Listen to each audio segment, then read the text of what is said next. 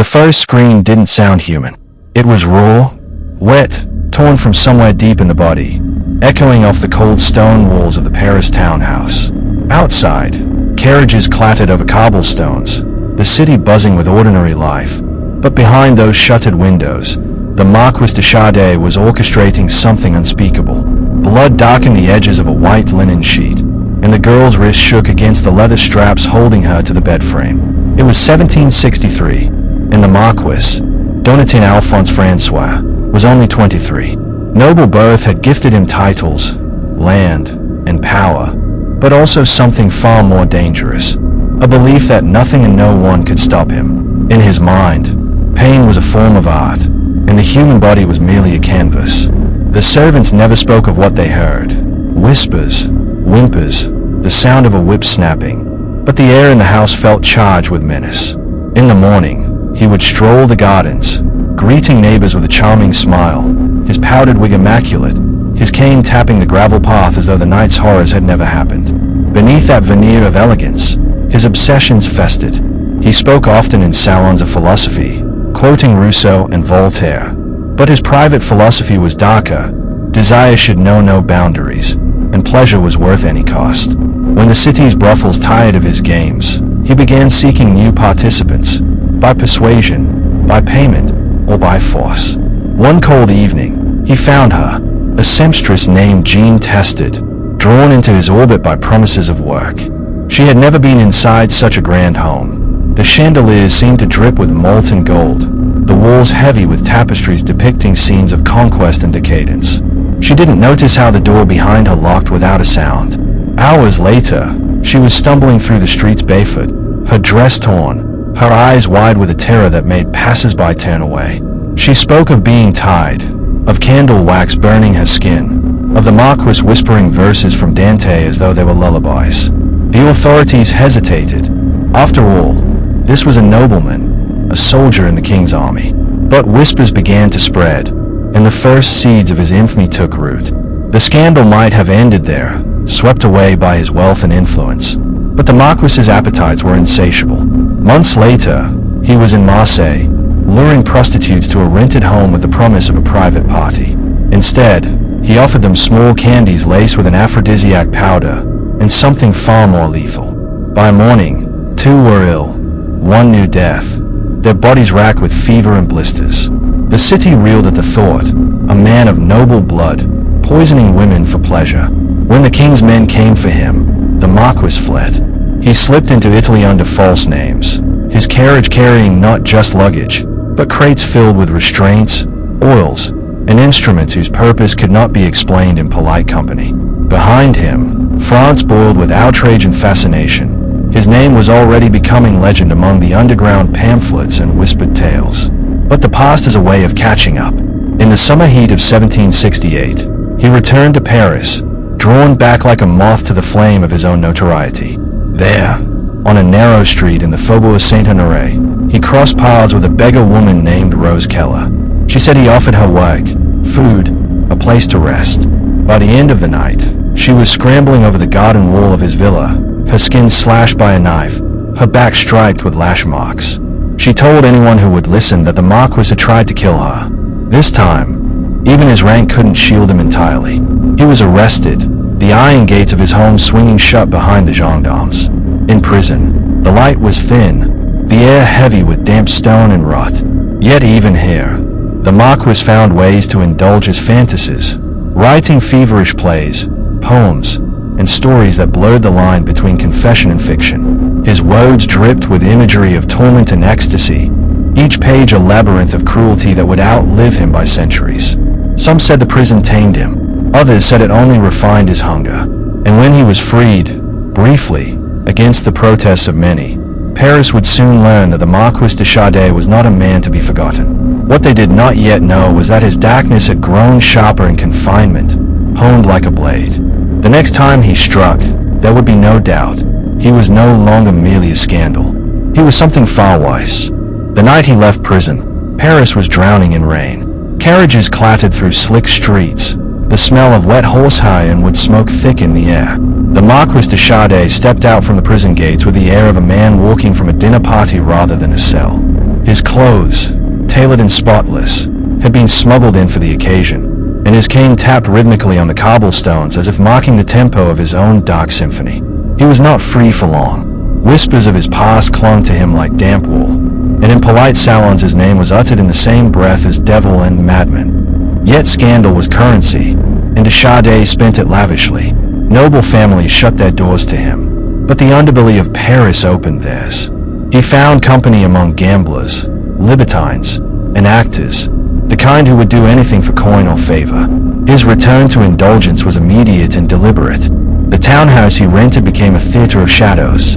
Curtains were drawn at all hours, muffling the sounds within. The dull thump of a locked door, the clink of iron, the muffled cries that seemed to rise and fall like music.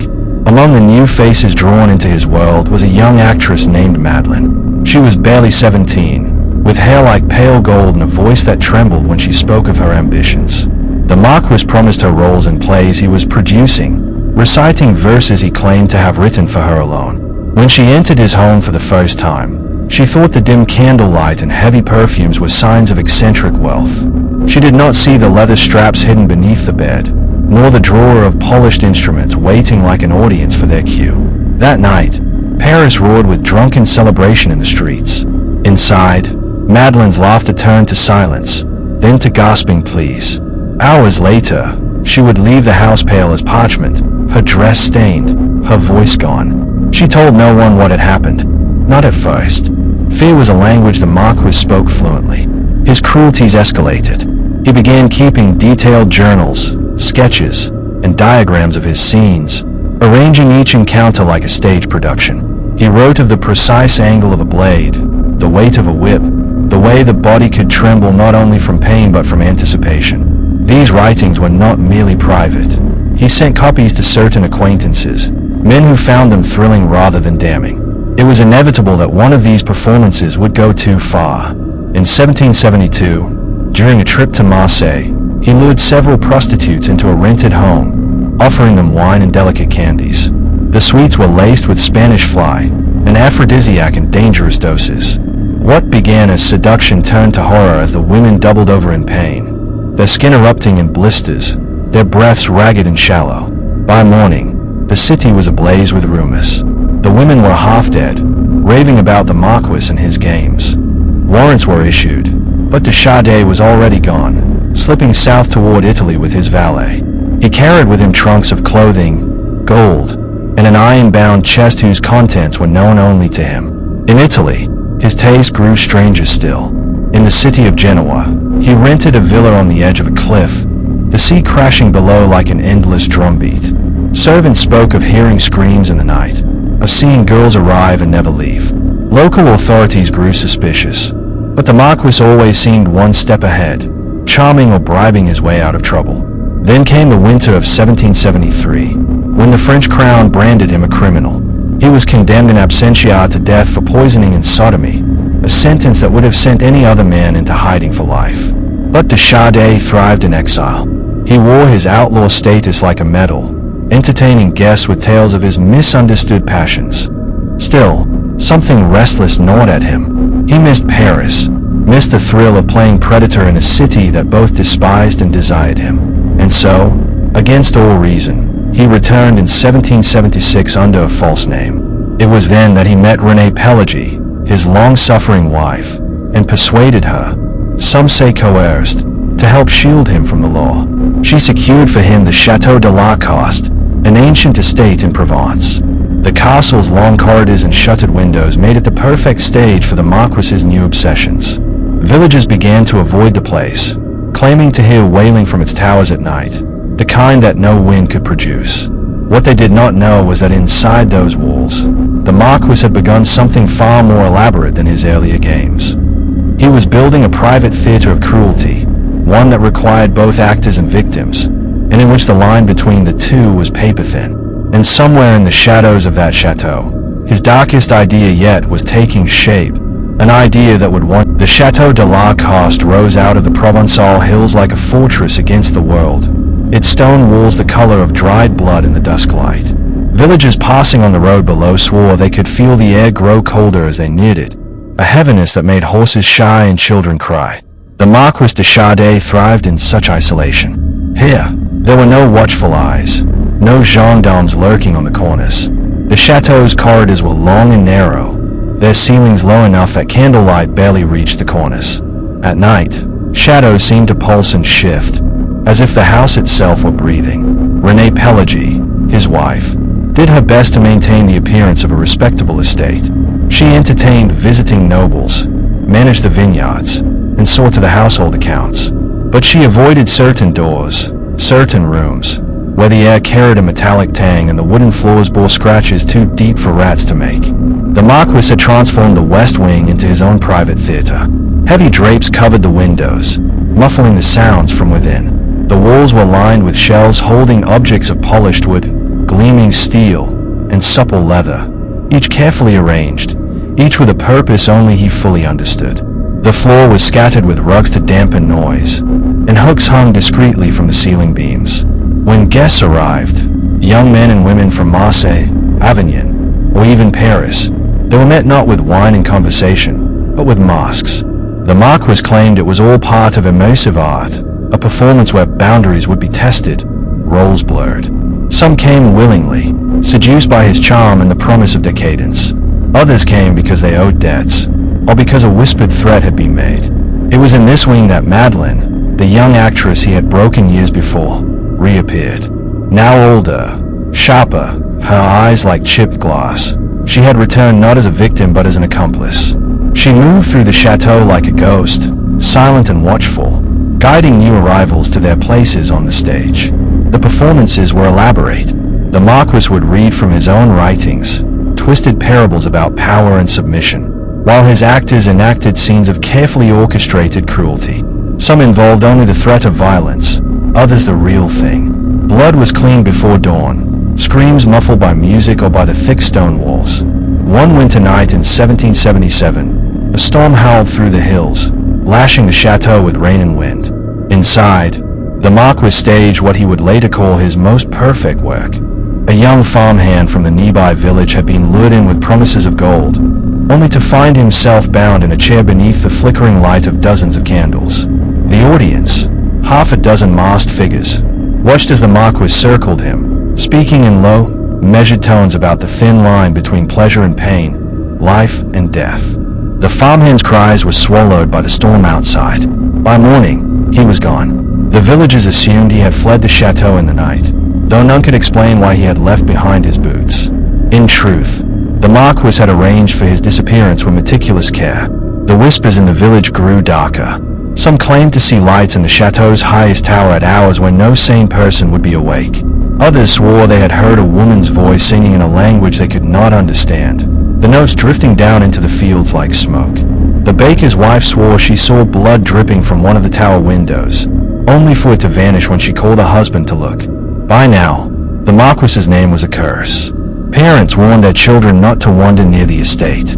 A few brave, or foolish, souls tried to confront him, but those who entered the chateau rarely returned, and those who did refused to speak of what they had seen. It was during this time that the gendarmes finally came for him again. This time, there was no warning, no summons, just the sudden thunder of boots on the chateau's grand staircase. They found him in the West Wing, mid-performance, his shirt sleeves rolled, his hands slick with something dark. The audience scattered, some disappearing into hidden passages, others slipping into the storm outside. The Marquis did not resist. He merely smiled, as though this arrest was another act in his play. When they shackled him, he asked if it would at least allow him to finish his monologue. The officer in charge ordered him thrown into a carriage bound for the grim cells of the Chateau de Vincennes.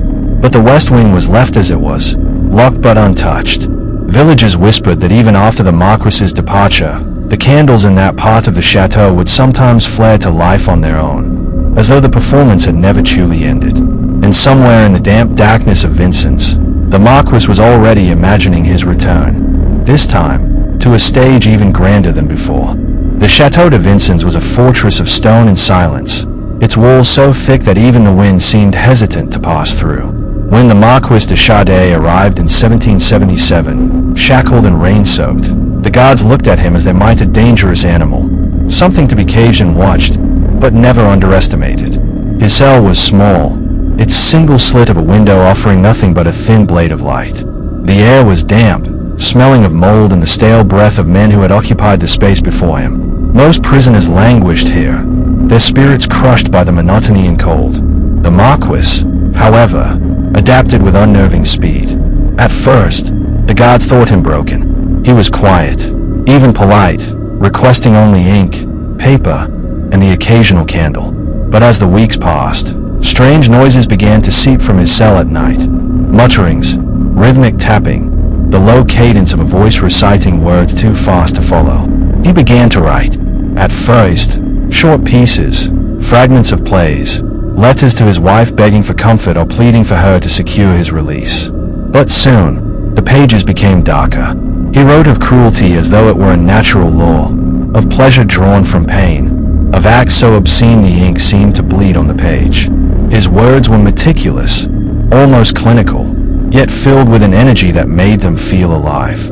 Guards who handled his manuscripts claimed to feel uneasy afterward, as if the words clung to their skin. One swore he saw images in the margins, faint sketches of bound figures, distorted faces, and devices whose function he dared not guess. The Marquis wrote without pause, day and night, his candlelight flickering against the damp walls. His body grew thinner, his cheeks hollow, but his mind seemed sharper, more dangerous. The prison became his theater now, the guards his unwilling audience. He spoke to them through the bars, asking intimate questions, describing scenarios in detail until they flinched and stepped back. It was during this time that he began what would become his most infamous work, a sprawling manuscript of cruelty, lust, and perversion unlike anything that had existed before. He claimed it was a philosophical exploration of human nature, but to those few who glimpsed its pages, it was something closer to a map of hell. One guard, a superstitious man from the countryside, refused to patrol near the Marquis's cell after nightfall. He swore he heard more than just writing from within. He heard the creak of a rope, the sound of something heavy shifting across the floor, and once, the faint but distinct cry of a woman. The other guards laughed, reminding him no women were housed in Vincent's, but he avoided the cell all the same. The Marquis's influence began to spread beyond the prison walls. Smuggled pages of his writings found their way into the hands of underground publishers in Paris. Soon, whispered readings of his work were taking place in salons and behind locked doors. Some listeners were horrified, others captivated, but none could deny the pull of his words. The authorities realized too late that confinement was not silencing him. It was giving him time to refine his philosophy of depravity. His reputation grew in the shadows, transforming him from a scandalous nobleman into a figure of whispered myth. Then, in 1784, after nearly 7 years in Vincent's, he was transferred to the Bastille. His belongings were moved with him, including the carefully hidden scroll of his masterpiece, The 120 Days of Sodom. The Bastille offered him more space, more privacy, and, most importantly, more time. The cell they gave him was on the upper floors, with a view of the city through barred windows. From here, he could watch Paris breathe and pulse, imagining its streets as veins pumping life toward him. He worked obsessively, expanding his manuscript, filling page after page with acts that seemed to come from some place beyond human decency. Even the other prisoners avoided him. Some claimed that when you passed his cell, he would stop writing and simply stare, unblinking, until you were gone. Others said his voice carried in the night, chanting words in a language they did not recognize. In the spring of 1789, as the air in Paris grew tense with the whispers of revolution, the Marquis felt something shifting, inside the city, and inside himself. His writings had become a cathedral of filth and philosophy, a place where he reigned supreme. But he was restless again. The outside world was changing, and he intended to shape it, even from behind stone walls. What he could not know was that the coming storm would rip the doors from his prison and scatter his darkness into the streets of Paris, setting the stage for horrors far greater than anything he had yet written. The morning of July 14th, 1789, began like any other in the Bastille. Thick air, the smell of stale bread and sweat, the clatter of guards' boots on stone. The Marquis de Sade sat at his desk, scratching words onto a scrap of paper with the last of his ink. He had been here 5 years now, and the rhythm of prison life had dulled into a kind of theater he had learned to direct from the shadows. But outside, Paris was boiling. Crowds were gathering, armed with muskets, pikes, and desperation. For weeks, the Marquis had shouted through the bars of his window, urging passers-by to rise up against the tyranny of the monarchy. The guards hated him for it, but they could not silence him without drawing the mob's attention. By mid-afternoon, the sound reached even the deepest cells. Gunfire, cannon blasts, the roar of thousands. The Bastille's thick walls trembled under the assault. The Marquis paced his cell like a caged predator, his mind already leaping ahead to what freedom would mean. He had spent years perfecting his vision of power, and now the world outside was tearing itself open. When the gates finally fell, the storming mob surged through like a flood. Prisoners stumbled into the light, blinking, some too weak to stand. The Marquis emerged among them, his powdered wig gone, his eyes bright and hungry. To the crowd, he was simply another victim of royal tyranny, a nobleman unjustly imprisoned. They cheered him, not knowing the truth of the man they were releasing. The streets of Paris were chaos. Smoke and ash clung to the air, and the cobblestones were slick with something darker than rain. The Marquis moved through it with ease, as if the city had been remade for him. He found allies among radical revolutionaries, feeding their anger with his own rhetoric about the destruction of old laws, old morals. Freedom, he told them, meant the obliteration of all boundaries, political, social, and moral. In the weeks that followed, Paris became a theater without walls. Executions were public spectacles, bodies left to rot as warnings or trophies. The Marquis attended them as others might attend an opera, noting the crowd's reactions, the timing of the blade's fall, the moment when horror became fascination. At night, he entertained in a rented apartment on the Rue de la Liberté. Wine flowed, voices grew loud, and the air thickened with the scent of sweat and candle smoke. The guests, revolutionary soldiers, actresses, street girls, listened as he read from his writings, each passage more obscene than the last. Some laughed, others squirmed, but all stayed until the end. And yet, beneath the surface, he was planning something else. Revolution was not enough. Violence in the streets was not enough. He wanted to create a place where the chaos could be distilled, refined, where cruelty could be ritualized. He imagined a private society, closed to the outside world, where power was absolute and morality irrelevant. He began to gather followers. Some were drawn to him by ideology, others by the promise of pleasures that Parisian law could not touch. They met in hidden rooms above taverns, in abandoned mansions left vacant by noble families who had fled. By candlelight, he outlined his vision, a brotherhood devoted to the pursuit of sensation beyond good and evil. But the revolution was a hungry beast, devouring friend and foe alike. In 1793, during the Reign of Terror, suspicion turned toward him. His noble blood and past scandals made him a target, and before long, he was arrested once again. This time, there would be no genteel imprisonment. He was thrown into the grim cells of the Madeleinettes prison, where the walls dripped and the stench of death was inescapable. The guillotine was working overtime in the city, and prisoners vanished daily, their names read in the morning and struck from the roll by nightfall. The Marquis, astonishingly, survived. He charmed his jailers, shared smuggled wine with fellow inmates, and even managed to write, using charcoal when ink was denied him. His words were darkened now, touched by the scent of blood in the air. He wrote not just of cruelty for pleasure, but of cruelty as justice, cruelty as a natural state of the world. When the reign of terror finally collapsed, he emerged once more into a Paris exhausted by death. But the city that greeted him was no longer the Paris of his youth. It was a fractured, haunted place, where the line between politics and brutality had dissolved entirely. For the Marquis, it was perfect, and in the shadows of this new France, he began to build something far more enduring than the revolution itself. The Paris that the Marquis de Sade returned to after the Reign of Terror was quieter, but it was not at peace.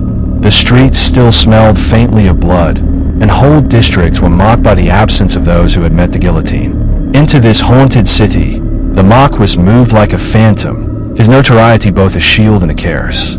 He was older now, his hair thinning, his face lined, but the fire in his eyes burned hotter than ever. Age had not tamed him, it had only honed his tastes. Public scandal no longer interested him. Now, his desires required discretion, secrecy, and carefully chosen participants. He took rooms in a crumbling building on the Rue du Bourg El Abbé, a narrow street where shadows gathered and the lamplighters often forgot their rounds. From the outside, his apartment was unremarkable.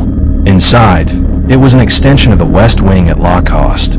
Curtains drawn tight, furniture pushed aside to make room for his arrangements, and a writing desk cluttered with pages that no visitor was allowed to touch.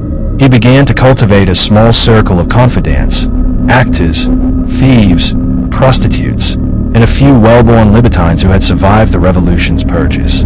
They met irregularly, always at night, speaking in low voices about a kind of freedom the new republic could never legislate.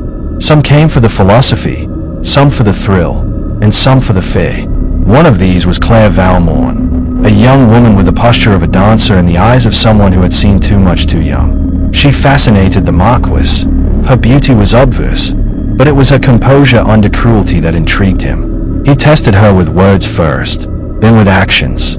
She passed every test, and soon she was not just a participant but an accomplice. With Clay's help, he began arranging private performances again. They took place in abandoned townhouses, in shuttered theaters after dark, in the upper rooms of taverns where the owners asked no questions. Invitations were whispered, never written, and the price of entry was silence afterward. One evening in 1797, the gathering was held in an empty apartment above a cooper's shop. The only furniture was a single chair, placed under a dripping chandelier.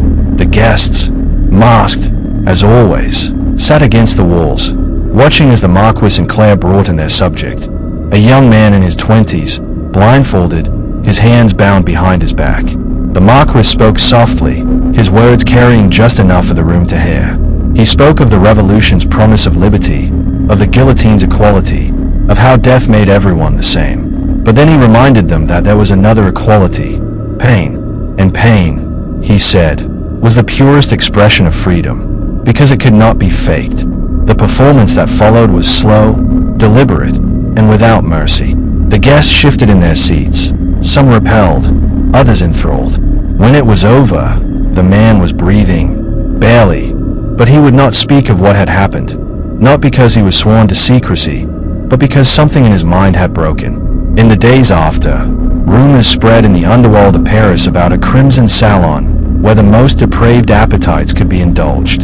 The Marquis denied its existence to anyone who asked, but the whispers drew more curious souls to him, some of whom would vanish from the city entirely. By now, his writing had taken on a fevered quality. His pages were dense, filled with endless variations of the same themes: power, submission, cruelty, ecstasy, layered with philosophical justifications that made them all the more chilling. He wrote as though he were building a new religion, one with no God but the self and no sacrament but the infliction of suffering. Claire urged him to publish again, but he refused. The world outside was too unstable, too dangerous for someone of his reputation to risk the attention. His words would remain in the shadows for now, feeding the small, fervent cult that had grown around him. But in 1801, his past finally caught up with him. Police raided his apartment, seizing not only his manuscripts but also objects whose nature was never officially recorded. He was arrested for writing obscene works, a charge that was almost laughably small compared to his real crimes. Still, it was enough to remove him from the streets. This time, there would be no temporary imprisonment in a nobleman's cell.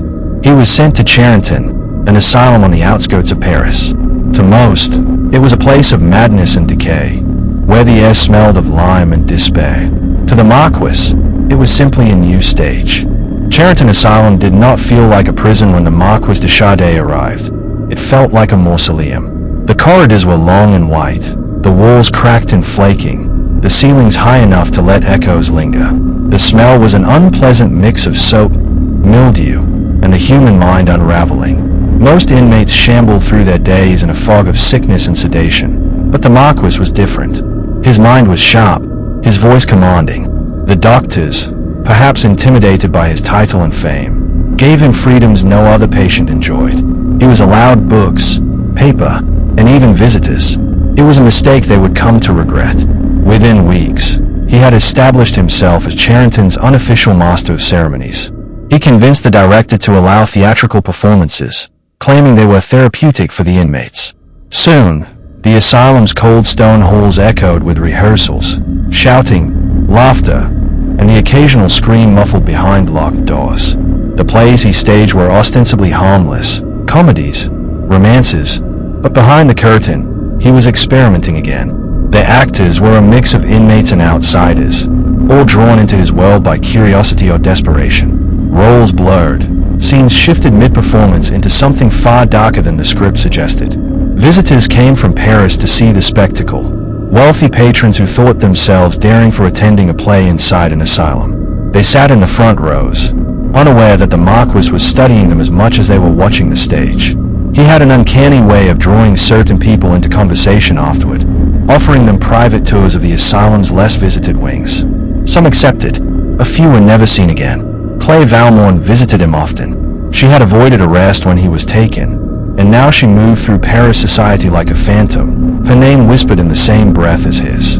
Together, they began creating new performances that blurred the line between reality and fiction so completely that even the actors didn't always know when the play had ended. One production in 1810 caused particular opera, ostensibly a retelling of a Greek tragedy. It involved a scene in which an execution was to take place on stage. The audience gasped at the realism, the struggling, the pleading, but it was only after the curtain fell that some noticed one actor failed to return for the bow. The Marquis assured everyone it was part of the performance, but the missing actor had left early, but the whispers in the days after told another story. At night, Charrington took on an entirely different life. The Marquis's private quarters were lit by dozens of candles, their light turning the walls into a shifting, golden haze. Here, in the dead hours, his writings continued, pages upon pages of fantasies, philosophies, and detailed records of his stage cruelties. The staff avoided his rooms after sunset. They said the temperature dropped as soon as you crossed the threshold, and that if you listened closely, you could hear whispers that didn't belong to anyone living. Some patients claimed the asylum itself had changed under his influence. They spoke of a presence in the West Wing, of shadows moving where no one stood. One woman swore she saw the Marquis walking through a locked door without opening it. Another said she heard music in the middle of the night, a low, slow waltz, coming from a part of the building that had been abandoned for years. By 1813, the Marquis was 73 years old, his body failing but his mind as sharp and as cruel as ever. He told Claire that his greatest work was nearly finished, that it would outlive them both. He never revealed what it was, but the locked trunk at the foot of his bed became an object of fascination and fear among those who knew him. Then, one winter morning in 1814, the staff found him sitting at his desk, his head resting on his folded arms, a faint smile still on his lips. The ink on the page before him was still wet. They buried him quickly, without ceremony, in an unmarked grave. The trunk was never found, and yet, in the years that followed, visitors to Charrington claimed to see him, in the gardens at dusk, in the theater balcony during performances, or sitting in his old cell, writing by candlelight. They said if you listened closely, you could hear the scratching of his pen, and sometimes, the faint, almost imperceptible sound of someone laughing. After the Marquis's death in 1814, Charrington seemed quieter, at first. The theatrical performances ceased, the halls lost their chaotic energy, and the staff spoke of finally being able to sleep without fear. But as the months passed, strange things began to happen. Actors who had performed in his plays reported vivid nightmares, always the same scene. The Marquis seated in the front row, applauding slowly as something unseen moved behind them on stage. Some awoke to find fresh ink stains on their hands, though they had not touched a pen in years. The locked West Wing, once the heart of his productions, gained a new reputation. Orderlies refused to enter it at night. They said the smell of candle wax lingered there, along with faint murmurs in an unfamiliar language. A few claimed to hear the creak of stage curtains opening, followed by the sound of a slow, deliberate clap. Claire Valmorn vanished in the spring of 1815. She was last seen leaving a Paris salon, carrying a leather-bound volume she had reportedly taken from the Marquis's quarters. Weeks later, a fisherman on the Seine found her shawl snagged on a half-sunken barge, but no body was ever recovered. Some whispered she had joined him, not in death, but in whatever strange realm his obsessions had led him to. The trunk that had sat at the foot of his bed remained a subject of rumor. Some said it was hidden deep within the asylum's walls, others that it had been smuggled out by one of his followers. A few believed it contained not just his final manuscript, but instructions, rituals, to carry on his work. Whether the trunk existed at all was never proven, yet every few years, pages written in his unmistakable hand surfaced in private collections, their origins unexplained. By the late 19th century, Charenton's theatre had been abandoned, but locals swore that on certain stormy nights, its windows glowed with candlelight, and shadows moved across the stage. Children dared each other to peer inside, claiming they saw an old man in a powdered wig seated in the front row, his face pale, his mouth curved into a smile that was not entirely human. Even today, the building, now restored, has its legends. Visitors have reported hearing a quill scratching across paper in empty rooms, or feeling a hand on their shoulder when no one was behind them. Some staff members refuse to close up alone, saying they've caught glimpses of a figure in 18th century dress disappearing around a corner. Historians debate whether the Marquis was a depraved genius, a victim of his time, or a manipulator who thrived on destroying others. But those who have felt the cold breath of Charenton's hall speak of something else, that his work was never truly confined to ink and paper. Theatre, after all, is meant to be experienced, and somewhere, in the spaces between reality and performance, between cruelty and art, the Marquis de Sade may still be waiting for the curtain to rise again, because in his world, the show never ends.